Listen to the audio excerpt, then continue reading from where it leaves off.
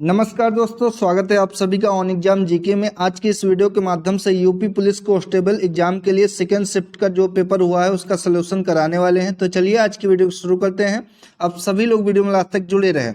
सबसे पहले GK GS के क्वेश्चन करते हैं। पहला क्वेश्चन पूछा गया था कि यूडीएचआर मानव अधिकारों की सार्वभौम घोषणा का कौन सा अनुच्छेद उत्पीड़न से शरण लेने के अधिकार की गारंटी देता है? तो ये अनुच्छेद 14 देता है। राइट ऑप्शन नंबर 20 का हो जाएगा। अगला क्वेश्चन पूछा गया था कि एनपीए का पूर्ण रूप क्या हो जाएगा? तो एनपीए का पूर्ण रूप हो जाएगा गैर निष्पादित परिसंपत्तियां, यानी कि नॉन परफॉर्मिंग एसेट्स। इसका पूर्ण रूप हो जाएगा। राइट ऑप्शन नंबर ए है।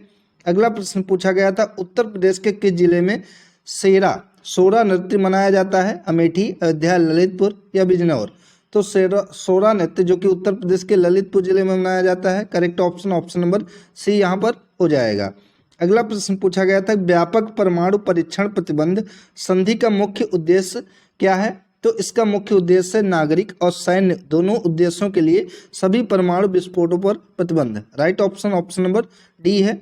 अगला क्वेश्चन है अर्जुन पुरस्कार किस क्षेत्र में उपलब्धियों के लिए प्रदान किया जाता है? साहित्य के क्षेत्र में, थिएटर नाटक के क्षेत्र में, या खेल के क्षेत्र में, या नृत्य के क्षेत्र में? तो अर्जुन पुरस्कार जो कि प्रदान किया जाता है खेल के क्षेत्र में। राइट ऑप्शन नंबर ए हो जाएगा। अगला प्रश्न है इंडिया विंस फ्रीडम किस की आत्मकथा है? राजेंद्र प्रसाद की, सुभाष चंद्र बोस की, एलके अडवाणी की, या फिर अबुल कलाम आज़ाद की? तो इंडिया विंस फ्रीडम जो कि अबुल कलाम आज़ाद की आत्मकथा है। राइट ऑप्शन नंबर डी हो जाएगा। अगला प्रश्न है 2016 के विमुद्रीकरण के बाद आरबीआई के कितने प्रतिशत 500 और 1000 रुपये के नोट प्राप्त हुए थे? तो ये नोट प्राप्त हुए थे 98.96%। राइट ऑप्शन नंबर ए इसका हो जाएगा। साथियों 2016 का क्वेश्चन जो कि 2024 में पूछा जा रहा है, तो आप लोग इस तरीके से तैयार करिएगा। अगला क्वेश्चन पूछा गया था 1993 में मानव अधिकारों पर विश्व सम्मेलन को अपनाया गया, तो इसको अपनाया गया था। राइट ऑप्शन नंबर सी इसका हो जाएगा। वियना घोषणा को अपनाया गया था। राइट ऑप्शन सी है। अगला क्वेश्चन पूछा गया था किस संवैधानिक संशोधन अधिनियम ने लोकसभा और राज्य विधानसभाओं में अनुसूचित जातियों और अनुसूचित जनजातियों के लिए सीटों के आरक्षण को बढ़ाया था? तो ये 79वां संविधान संशोधन था। राइट ऑप्शन नंबर डी हो जाएगा। अगला प्रश्न था लोकटक झील भारत के किस राज्य में स्थित है? तो लोकटक झील जो कि मणिपुर राज्य में स्थित है। राइट ऑप्शन नंबर 20 का होगा। अगला प्रश्न पूछा गया था प्रस्तावना उद्देशिका में राष्ट्र की एकता और अखंडता शब्दों का उद्देश्य किस मौलिक सिद्धांत को बढ़ावा देना है? तो ये बंधुता को बढ़ावा देना है। राइट ऑप्शन नंबर सी हो जाएगा। एक सॉफ्टवेयर प्रोग्राम है जो कि इंटरनेट के माध्यम से आने वाले सभी डेटा को फिल्टर करता है। तो ये एंटीवायरस है, कुकीज है, मालवेयर है, या फिर फायरवॉल है?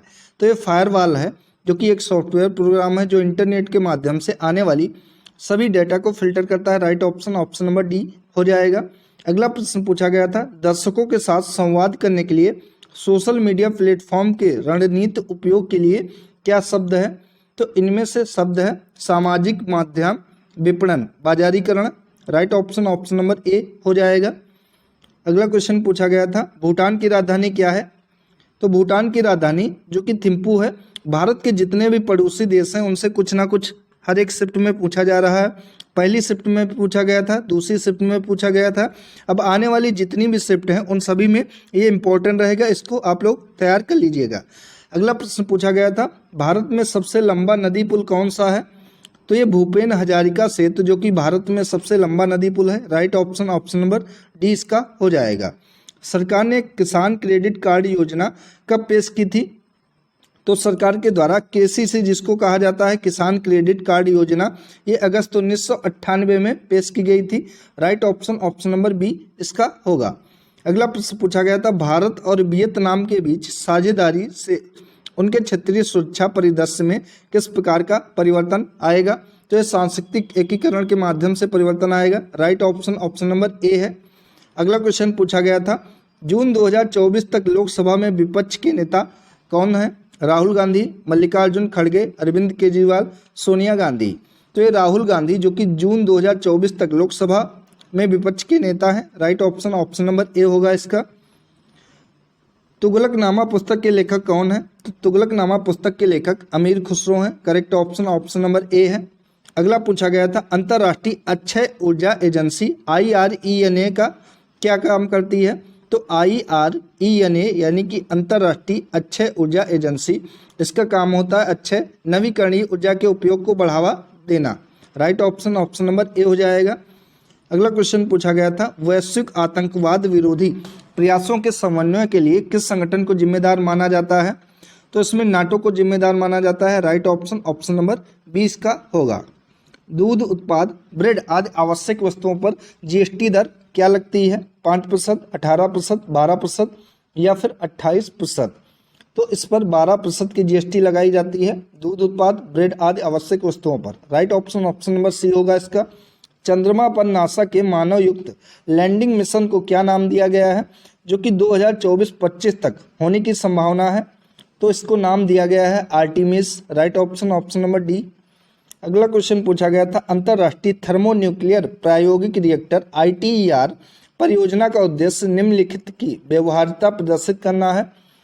तो इसका उद्देश्य बड़े पैमाने पर और कार्बन मुक्त स्रोत के रूप में संलयन ऊर्जा। राइट ऑप्शन ऑप्शन नंबर 20 का हो जाएगा। अगला क्वेश्चन पूछा गया था 14 सितंबर को किस रूप में मनाया जाता है? तो 14 सितंबर जो कि राष्ट्रीय हिंदी दिवस मनाया जाता है। करेक्ट ऑप्शन ऑप्शन नंबर ए यहाँ पर हो जाएगा। भारतमाला परियोजना किससे संबंधित है? तो भारतमाला परियोजना जो कि सड़क मार्ग से संबंधित है। राइट ऑप्शन ऑप्शन नंबर ए हो जाएगा। साथियों, ये दिन वाले जितने भी क्वेश्चन हैं जिनके ऑप्शन दिए गए हैं, जैसे कि राष्ट्रीय मतदाता दिवस, इंजीनियर दिवस और विश्व कैंसर दिवस 4 फरवरी को मनाया जाता है, तो ये आप सभी लोग ध्यान रखिएगा, आगे वाली शिफ्ट के लिए इम्पोर्टेंट रहेंगे। तो भारतमाला परियोजना जो कि सड़क मार्ग के लिए संबंधित है। राइट ऑप्शन ए इसका होगा। अगला है निम्नलिखित में से कौन सा त्यौहार भारत में प्रकाश के त्यौहार के रूप में माना जाता है? तो बहुत ही इजी क्वेश्चन है। तो ये दिवाली जो कि भारत में प्रकाश के त्यौहार के रूप में जाना जाता है। राइट ऑप्शन ऑप्शन नंबर 20 का हो जाएगा। भारतीय GST में निम्नलिखित में से किस प्रकार का कर प्रस्तुत किया जाता है? तो इसमें सेवा कर, सर्विस टैक्स प्रस्तुत किया जाता है। करेक्ट ऑप्शन ऑप्शन नंबर 20 का हो जाएगा। निम्नलिखित में से किसने पहली बार बुनियादी शिक्षा का विचार प्रतिपादित किया था? तो बुनियादी शिक्षा का विचार प्रतिपादित जो कि महात्मा गांधी ने किया था। राइट ऑप्शन ऑप्शन नंबर ए यहाँ पर हो जाएगा। भारत में 2020-21 में कौन सा राज्य मसालों का प्रमुख उत्पादक था? तो 2020-21 का क्वेश्चन जो कि 2024 में पूछा जा रहा है, तो इसका राइट ऑप्शन हो जाएगा Madhya Pradesh. Correct option option number A होगा मध्य प्रदेश। अगला है प्रथम lifetime disturbing the peace award शांति भंग का आजीवन पुरस्कार का प्राप्तकर्ता कौन है? तो ये सलमान रुश्दी हैं। राइट ऑप्शन ऑप्शन नंबर ए इसका होगा। अगला प्रश्न है सबसे कम लिंगानुपात वाला भारतीय राज्य कौन सा है? तो अरुणाचल प्रदेश भी नहीं है, उत्तर प्रदेश भी नहीं है, पंजाब भी नहीं है, हरियाणा जो कि सबसे कम लिंगानुपात वाला भारतीय राज्य है। करेक्ट ऑप्शन ऑप्शन नंबर ए यहाँ पर हो जाएगा। जनसंख्या डी का घनत्व क्या है? तो जनसंख्या डी का घनत्व जो कि है D=N जो कि संख्या प्रदर्शित करता है अपॉन S स्पेस। तो right option option number C यहाँ पर हो जाएगा। अगला प्रश्न पूछा गया था बायोमेट्रिक प्रौद्योगिकी का एकीकरण भारत के आंतरिक सुरक्षा ढांचे को कैसे बढ़ाता है? तो ये नागरिकों के लिए कागजी कार्रवाई को कम करके और प्रशासनिक प्रक्रियाओं को सुव्यवस्थित करके बढ़ाता है। राइट ऑप्शन सी यहाँ पर होगा। अगला 1928 में बारडोली सत्याग्रह का नेतृत्व किसने किया था? तो बारडोली सत्याग्रह का नेतृत्व जो कि सरदार वल्लभ भाई पटेल ने किया था। इसी नेतृत्व के दौरान इनको सरदार की उपाधि वहां की महिलाओं के द्वारा दी गई थी। ये अगली वाली शिफ्ट के लिए इंपॉर्टेंट रहेगा, आप लोग ध्यान रखेंगे। Correct option option number B इसका हो जाएगा। अगला 2021 में इंस्टाग्राम को इंटरनेट पर दुनिया भर में सबसे अधिक इस्तेमाल किए जाने वाले सोशल मीडिया प्लेटफॉर्म में स्थान दिया गया था। तो ये चौथा स्थान दिया गया था। Right option option number D हो जाएगा। साथियों, इस शिफ्ट में जो भी करंट अफेयर के क्वेश्चन पूछे गए हैं वो 3-4 साल पुराने क्वेश्चन पूछे गए हैं। अगला, चीन ने तिब्बत पर आक्रमण कब किया था? तो चीन ने तिब्बत पर आक्रमण 1952, 1950, 1953, 1949। तो चीन ने तिब्बत पर 1950 में आक्रमण किया था। करेक्ट ऑप्शन ऑप्शन नंबर 20 का हो जाएगा। निम्नलिखित में से किस जीव को जल प्रदूषक का जैव संकेतक माना जाता है? तो शेर तो जल में रहता नहीं है, केचुआ या जेबरा भी जल में नहीं रहता, मेढक ही होगा। Right option option number C इसका हो जाएगा। तो साथियों ये जीके जीएस का पोर्शन कवर किया गया। अब हिंदी का करते हैं, जो भी आज के क्वेश्चन हिंदी के पूछे गए हैं। चलिए स्टार्ट करते हैं। सबसे पहले यहाँ पर काव्यांश पूछा गया था। झांसी की रानी कविता सुभद्रा कुमारी चौहान की प्रसिद्ध कविता है। दिए गए कविता के आधार पर निम्नलिखित प्रश्नों के उत्तर दीजिए। तो यहाँ पर गद्यांश न देकर काव्यांश दिया गया था, जो कि दिया गया था लक्ष्मी थी या दुर्गा थी वह स्वयं वीरता की अवतार, देख मराठे पुलकित होते उसके तलवारों के वार, नकली युद्ध व्यूह की रचना और खेलना खूब शिकार, सैन्य घेरना दुर्ग तोड़ना ये थे उसके प्रिय खिलवार, महाराष्ट्र कुल देवी उसकी थी आराध्य भवानी थी, बुंदेले हर बोलों के मुंह हमने सुनी कहानी थी, खूब लड़ी मर्दानी वह तो झांसी वाली रानी थी। तो ये काव्यांश दिया गया था। इससे पहला प्रश्न पूछा गया था कि इस कविता में प्रयोग किया गया है रस कौन सा है, श्रृंगार रस है, वीर रस है, भक्ति रस है या करुण रस है। तो इस कविता में वीर रस का प्रयोग किया गया है। करेक्ट ऑप्शन बी है। कवियत्री की अधिकांश रचनाएं कैसी हैं, धार्मिक हैं, सामाजिक हैं या वात्सल्यपूर्ण है। तो कवियत्री यानी कि सुभद्रा कुमारी चौहान की जो अधिकांश कविताएं हैं वो देशभक्तिपूर्ण है। राइट ऑप्शन ए हो जाएगा। अगला, खूब लड़ी मर्दानी वह तो झांसी वाली रानी थी में मर्दानी शब्द का अर्थ क्या होगा, पुरुषत्वान ये भी नहीं होगा, लड़ाकू भी नहीं होगा, पुरुषों जैसी भी नहीं होगा। तो यहाँ पर मर्दानी शब्द का अर्थ हो जाएगा वीरांगना। राइट ऑप्शन सी है। उक्त पद्यांश का सही शीर्षक क्या हो जाएगा, तो अंग्रेजों का आक्रमण नहीं होगा, महाराष्ट्र कुलदेवी। तो महाराष्ट्र जो कि कुलदेवी थी झांसी की रानी की, 1857 का गदर ये भी नहीं होगा, झांसी की रानी इसका शीर्षक हो जाएगा। राइट ऑप्शन सी है। इस कविता की कवित्री का क्या नाम है, तो सबसे पहली ही लाइन में यहाँ पर दिया गया है कि झांसी की रानी कविता जो कि सुभद्रा कुमारी चौहान की प्रसिद्ध कविता है। तो इस कविता की कवित्री का नाम है सुभद्रा कुमारी चौहान। इसका आंसर इसी प्रश्न में दे दिया था। राइट ऑप्शन डी हो जाएगा। निम्नलिखित में से किस क्षेत्र में विशेष योगदान के लिए ज्ञानपीठ पुरस्कार प्रदान किया जाता है, विज्ञान के क्षेत्र में, सिनेमा के क्षेत्र में या समाज सेवा के क्षेत्र में। तो ज्ञानपीठ पुरस्कार जो कि साहित्य के क्षेत्र में दिया जाता है। करेक्ट ऑप्शन बी है।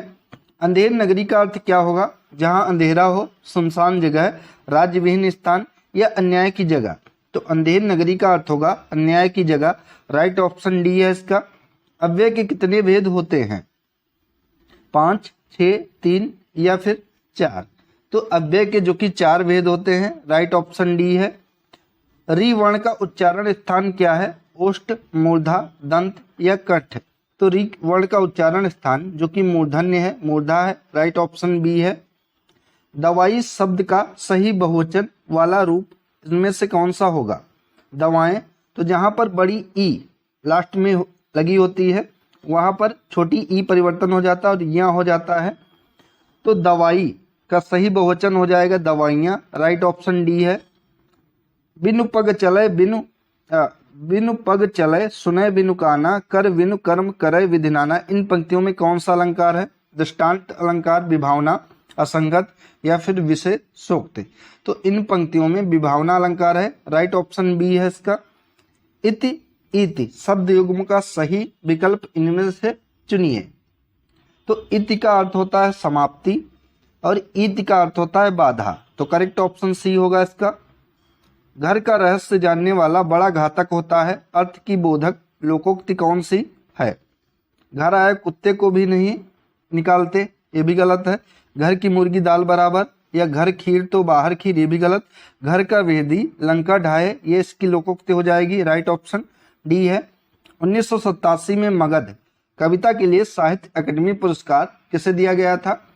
तो 1987 में मगध कविता के लिए साहित्य अकादमी पुरस्कार जो कि श्रीकांत वर्मा को दिया गया था। राइट ऑप्शन डी है इसका। निम्नलिखित में से विशेषण शब्द कौन सा है, तो देवता नहीं है, ये तो हो जाएगा आपका जाना भी नहीं है, क्रिया है, कौन ये सर्वनाम है। तो सुंदर यहाँ पर विशेषण हो जाएगा। राइट ऑप्शन ए है इसका। वर्णमाला किसे कहते हैं, तो वर्णों के व्यवस्थित समूह को वर्णमाला कहते हैं। राइट ऑप्शन ए है।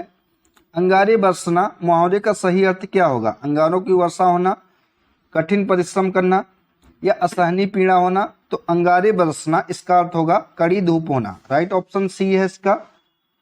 अगला प्रश्न है, काव्य की शोभा बढ़ाने वाले धर्मों को अलंकार कहते हैं। इस उक्त में धर्म शब्द का अर्थ क्या होगा? सत्कर्म हो जाएगा, कर्तव्य हो जाएगा, मजहब होगा या फिर गुण हो जाएगा? तो इसमें धर्म शब्द का अर्थ गुण हो जाएगा। Right option option number D है।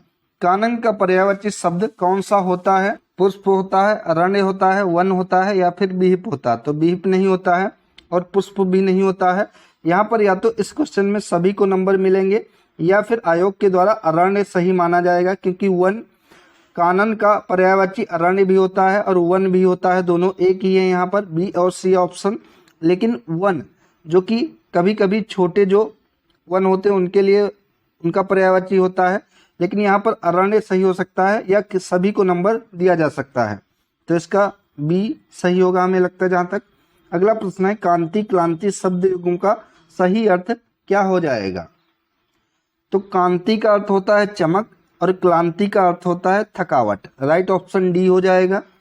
आदि व्याधि शब्द युग में आदि का अर्थ निम्नलिखित में से क्या होगा? पागलपन नहीं होगा, अध कपारी जैसे रोग भी नहीं होंगे, आधा भी नहीं होगा। तो आदि का अर्थ इसमें होगा मानसिक कष्ट। करेक्ट ऑप्शन सी है। मुझे बारिश में भीगना पसंद नहीं है किस सर्वनाम का उदाहरण है? उत्तम और प्रथम पुरुष दोनों का, अन्य पुरुष का, उत्तम पुरुष का या प्रथम पुरुष का? तो मुझे बारिश में मुझे यानी कि इसका हो जाएगा मुझे बारिश में भीगना पसंद नहीं है। तो ये उत्तम और प्रथम दोनों पुरुष हो जाएंगे। करेक्ट ऑप्शन ए यहाँ पर होगा। निर्वासित में कौन सा प्रत्यय है? तो प्रत्यय और उपसर्ग से दोनों शिफ्ट में क्वेश्चन पूछे जा रहे हैं। तो निर्वासित में कौन सा प्रत्यय हो जाएगा? तो इसमें इत प्रत्यय होगा। करेक्ट ऑप्शन सी है। प्रत्यय जो कि किसी शब्द के बाद में जुड़कर एक नए शब्द का निर्माण करते हैं, तो यहाँ पर इत प्रत्यय का प्रयोग किया गया है। चीफ की दावत कहानी के रचनाकार कौन है? भीष्म साहनी, दुष्यंत कुमार, डॉक्टर देवराज या राजेंद्र यादव? तो चीफ की दावत कहानी के रचनाकार भीष्म साहनी है। राइट ऑप्शन ए है। अभिज्ञ शब्द का समभिन्नार्थक क्या हो जाएगा? स्पर्श नहीं होगा, विशेषज्ञ भी नहीं होगा, मूर्ख भी नहीं होगा। अभिज्ञ यानी कि जानकार, इसका विलोम शब्द होता है अनभिज्ञ। तो correct option option number D यहाँ पर हो जाएगा।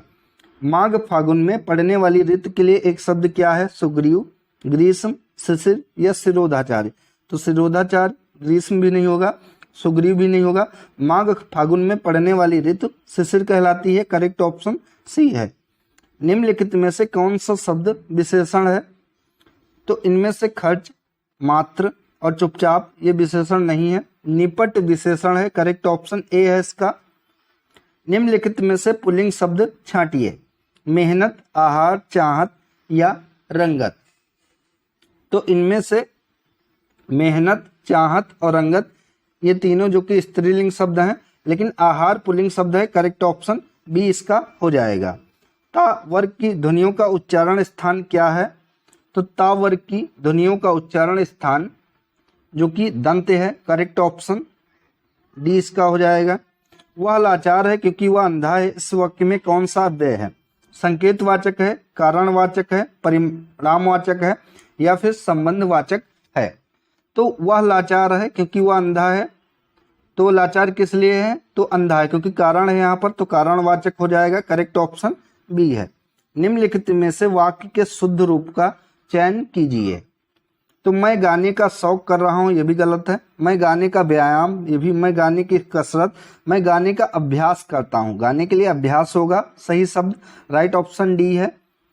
अभय उभय शब्द युग्म का सही अर्थ इनमें से क्या हो जाएगा? तो अभय का अर्थ होता है निर्भय और उभय का अर्थ होता है दोनों। करेक्ट ऑप्शन सी है। यहाँ पर दोनों और निर्भय भी कई सारे अभ्यर्थी ये ऑप्शन टिक करके आए होंगे, तो ये गलत है। अभय का अर्थ होता है निर्भय, ठीक है, और उभय का अर्थ होता है दोनों, इधर उधर दे दिया है। तो राइट ऑप्शन सी इसका हो जाएगा। दिए गए विकल्पों में से विधुर का स्त्रीलिंग कौन सा होगा? तो विधुरी, विधुराइन, विधुरानी। तो विधुर का स्त्रीलिंग शब्द होगा विधवा, यानी कि जिसके पति की मृत्यु हो चुकी हो उसके लिए विधवा एक शब्द हो जाएगा। करेक्ट ऑप्शन डी इसका हो जाएगा। और विधुर जिसकी पत्नी की मृत्यु हो चुकी हो उसके लिए एक शब्द विधुर हो जाएगा। तुम कब आओगे इस वाक्य में उचित विराम चिन्ह का प्रयोग कीजिए। तो उपविराम इसमें नहीं होगा, कोष्टक भी इसमें नहीं होगा, पूर्ण विराम भी नहीं होगा, इसमें प्रश्नवाचक चिन्ह होगा क्योंकि यहाँ पर प्रश्न पूछा जा रहा है। तुम कब आओगे, तो राइट ऑप्शन डी है। कृताकृत में कौन सा समास है, तो कृताकृत में कर्मधारय, द्विगु, तत्पुरुष या फिर अव्ययी भाव समास हो जाएगा। तो कृताकृत में यहाँ पर कर्मधारय समास है, राइट ऑप्शन नंबर ए इसका हो जाएगा। निम्नलिखित में से किस वाक्य में कर्तवाच्य का प्रयोग किया गया है, तो आज नागरिकों के द्वारा आ गया, कर्मवाच्य है। मोहन पुस्तक पढ़ रहा है, छात्रों द्वारा, ये भी गलत है। मजदूर से दर्द के कारण उठा नहीं गया, तो ये कर्मवाच्य हो जाएगा। तो इनमें से कर्तवाच्य वाक्य होगा ऑप्शन नंबर बी कि मोहन पुस्तक पढ़ रहा है, राइट ऑप्शन बी है इसका। निम्नलिखित में से कौन सा अर्धविराम चिन्ह है, तो अर्धविराम चिन्ह कई बार अपनी वीडियो में प्रैक्टिस सेट में बताया गया है कि अर्धविराम और अल्पविराम में क्या अंतर है। तो अर्धविराम इनमें से ऑप्शन नंबर डी में है। अर्धविराम में ऊपर बिंदी लगी रहती है, लेकिन अल्पविराम ऑप्शन नंबर ए में है, इसमें बिंदी ऊपर नहीं लगी रहती है। ये पूर्ण विराम का चिन्ह है। और ये फुल स्टॉप जो कि हिंदी में प्रयोग नहीं होता है, इसका प्रयोग इंग्लिश में किया जाता है। ठीक है, फुल स्टॉप का प्रयोग इंग्लिश में किया जाता है। साथियों, कर्तवाच्य से पहली शिफ्ट में कोई भी क्वेश्चन नहीं पूछा गया था, सेकंड शिफ्ट में एक क्वेश्चन पूछा गया था। तो आगे आने वाले जो भी एग्जाम है, शिफ्ट हैं, उन सभी के लिए आप लोग इसको अच्छे से तैयार कर लीजिए। तो साथियों, ये था आज का यूपीपी सेकंड शिफ्ट का पेपर, जिसके अंतर्गत जीके, जीएस और हिंदी का सलूशन कराया गया। साथियों, वीडियो अगर आप सभी को अच्छी लगी हो तो वीडियो को लाइक करें, शेयर करें और चैनल को सब्सक्राइब करें। धन्यवाद दोस्तों।